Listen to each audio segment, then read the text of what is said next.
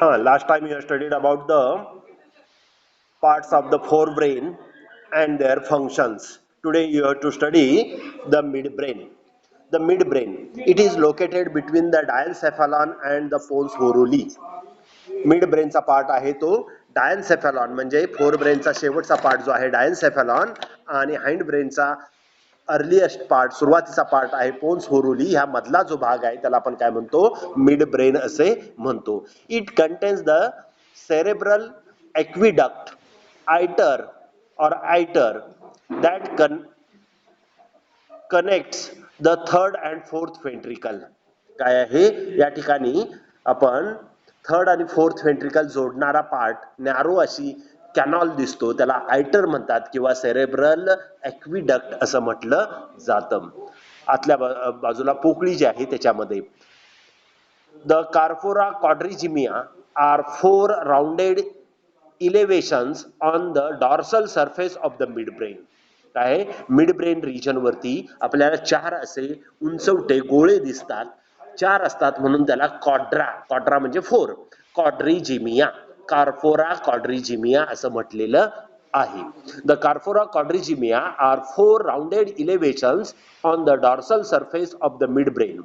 The 2 superior colliculi are involved in visual reflexes and the 2 inferior colliculi are related center for auditory reflexes that operate when it is necessary to move the head to hear the sound more distinctly.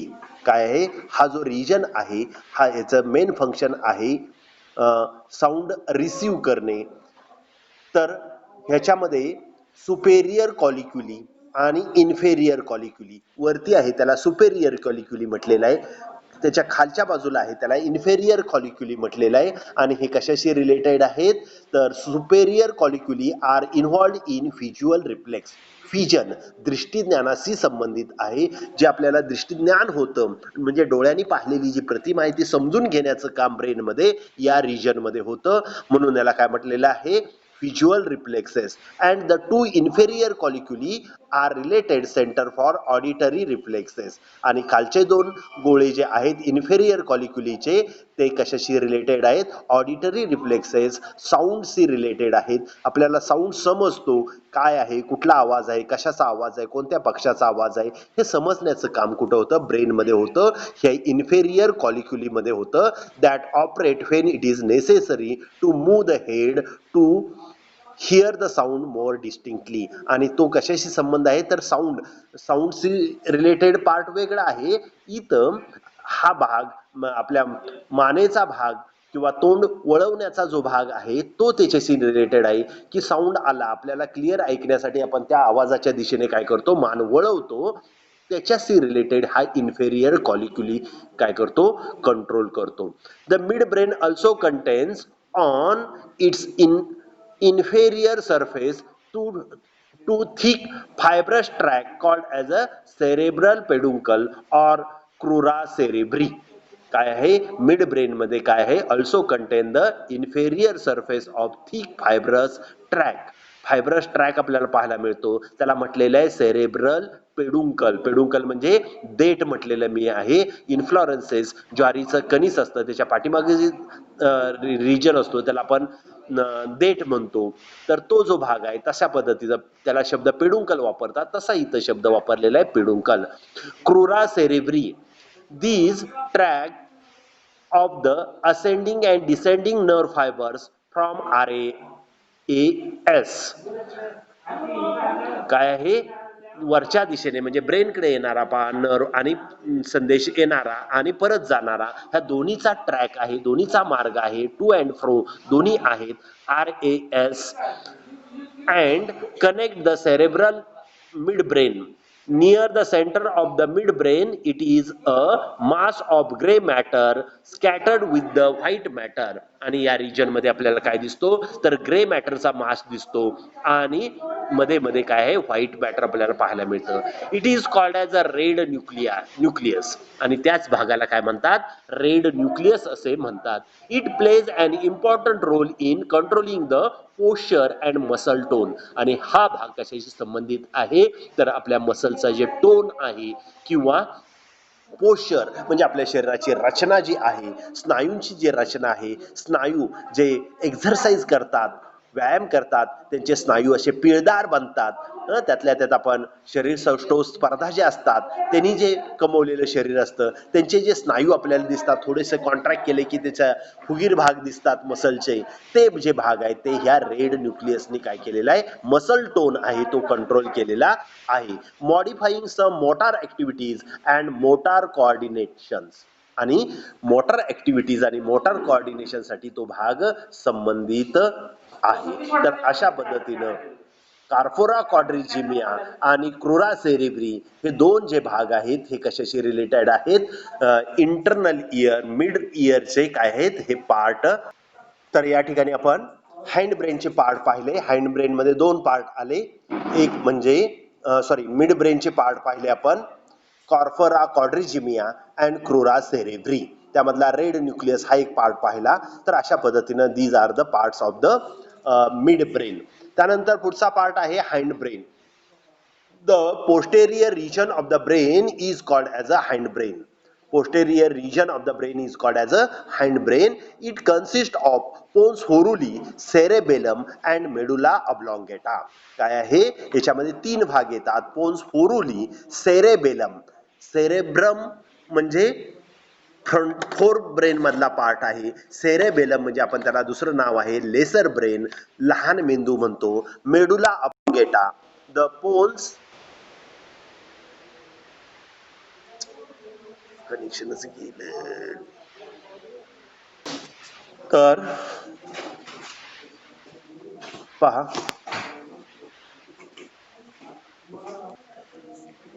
Hind brain.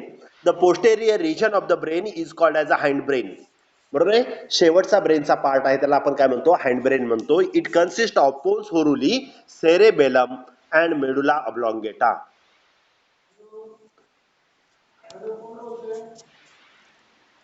आवाज येतोय ना रे? Screen share करताना मला लक्षात येत नाही, जर आवाज येतोय का?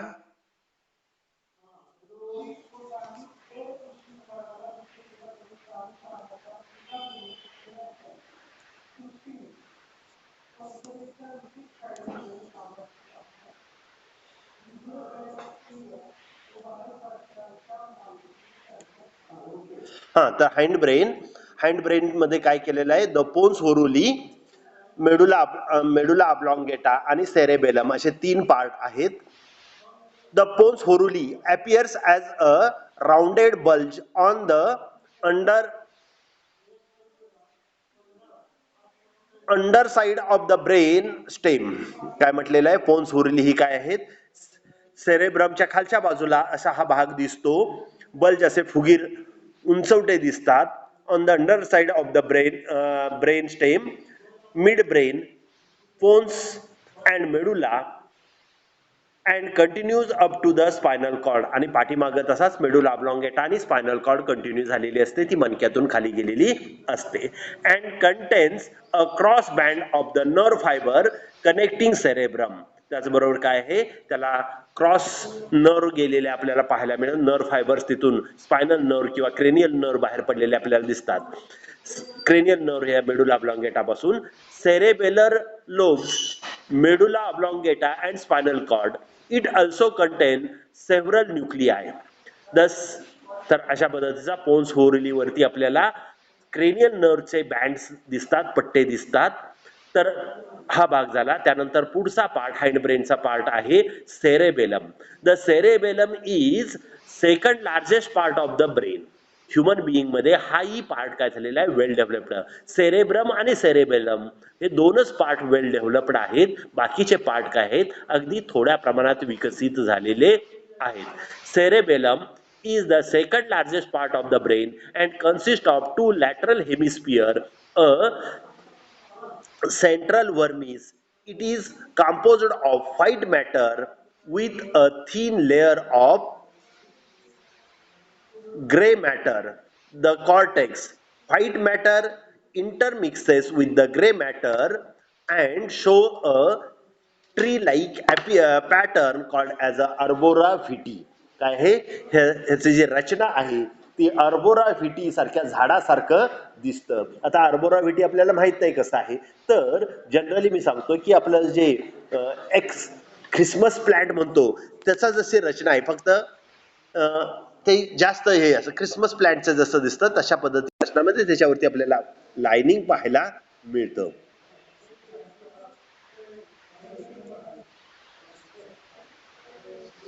ठीक आहे, मी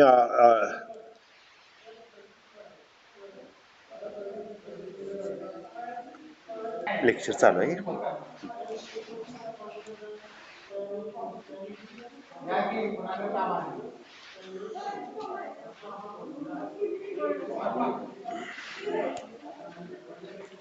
तर हा जो पार्ट आहे तो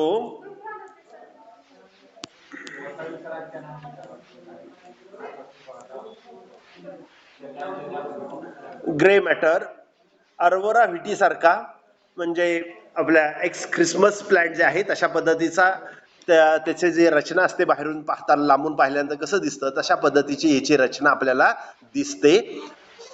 the surface of cerebellum shows convolution gyri and sulci. जसं सेरेब्रम वरती गायरी आणि सल्की आहेत, उंचवटा खड्डे जसे आहेत तशाच पद्धतीचे या सेरेबेलम वरती सुद्धा काय आहे, गायरी आणि सल्की तुम्हाला काय होते, उंचवटे आणि खड्डे पाहायला मिळतात. त्यांना आपण काय म्हणतो की गायरी आणि sulci. A number of nuclei lies deep within each lateral or cerebral hemisphere.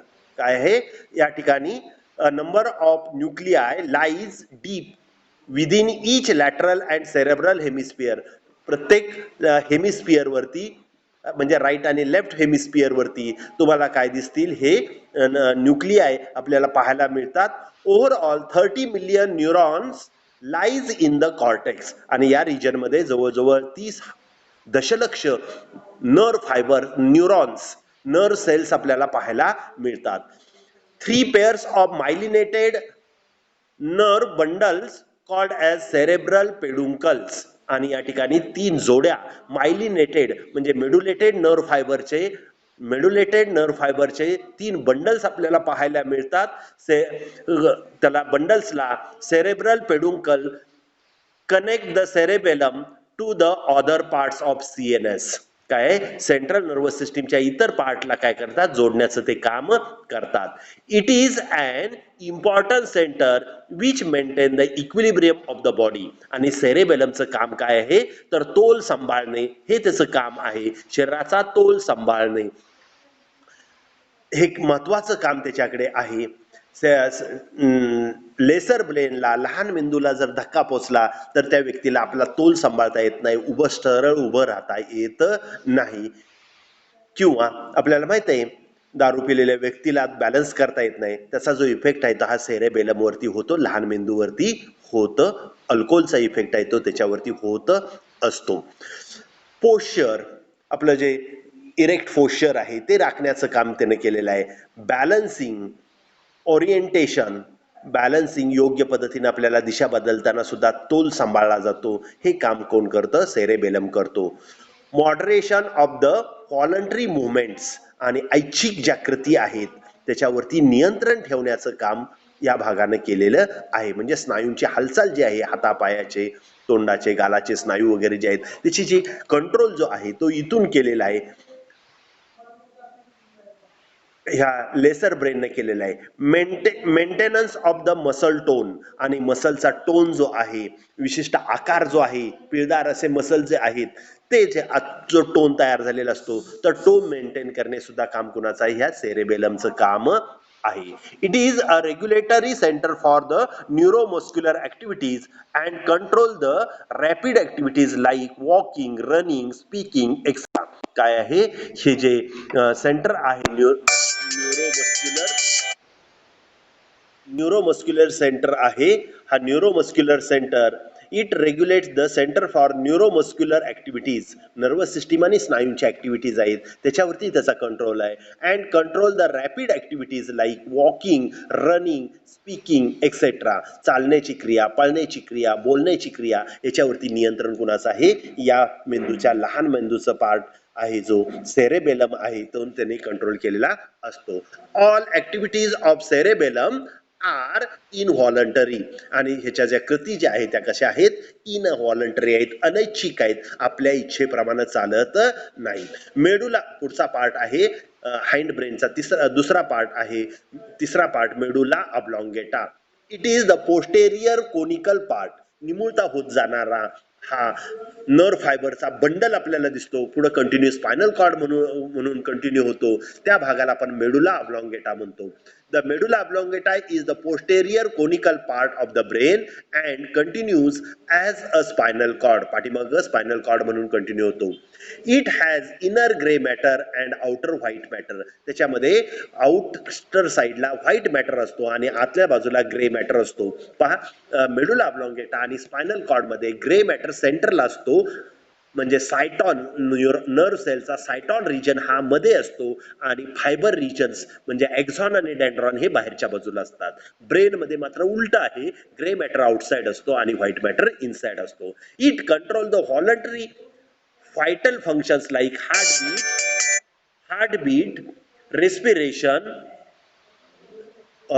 व्हॅसोमोटार activities and peristalsis. या हा जो रिजन आहे मेडुला ऑब्लॉंगेटा तो काय करतो? इनव्हॉलंटरी, अनैच्छिक, ज्या कृती आपल्या इच्छेप्रमाणे चालत नाही त्याचा कंट्रोल या भागामध्ये आहे. लाईक हार्टबीट, आपल्या हृदयाची स्पंदनं आहेत ती याने कंट्रोल केलेले आहेत. आता आपल्याला माहित आहे ह्युमन हार्ट इज मायोजेनिक. स्वतः जरी कंट्रोल असला तरी योग्य वेळेस वाढवणे, योग्य वेळेस कमी करणे, हार्टबीट वाढवणे कमी करणे हे जे काम आहे ते कोणी केलेलं आहे? या मेडुला ऑब्लॉंगेटाने केलेलं आहे. रेस्पिरेशन आहे, श्वासोच्छ्वास आहे, तो कधी वाढवायचा कमी करायचा, तर तो जो आहे तो ही कंट्रोल यांनी केलेला आहे. त्यामुळं या मेडुला ऑब्लॉंगेटाला जर दुखापत पोचली तर काय होतो? सडन डेथ होतो, इमिजिएट डेथ होतो. ऍक्सिडेंटल आपण पाहतो की पायऱ्यावरून उतरताना पाय घसरून पडला आणि जर मानेच्या वरच्या बाजूला डोक्याला जर मार लागला तर त्या क्षणी तात्काळ मृत्यू होतो. काही वेळा भांडणामध्ये काहीतरी काठीनं वगैरे मारताना चुकून मानेच्या वरच्या भागावरती मारलं तर काय होऊ शकतं? इमिजिएट डेथ होऊ शकतो. आपल्याला खून करणे हा हेतू नसताना सुद्धा अशा पद्धतीची घटना घडते. म्हणून परिंदा पिक्चर मध्ये नाना पाटेकरनं सांगितलेलं आहे काय की तो सांगतो की ह्या भागावरती मारू नको, तिथं काय आहे? लहान मेंदू आहे. पण लहान मेंदू नाही, हा मेडुला ऑब्लॉंगेटा त्याचं मेन कंट्रोल आहे. लहान मेंदू फक्त बॅलन्स जाईल, डिस्टर्ब होईल, तुम्हाला तोल सांभाळता येणार नाही. पण ह्या भागावरती जर मार लागला मेडुला ऑब्लॉंगेटावरती तर काय होतो? इमिजिएट डेथ होतो.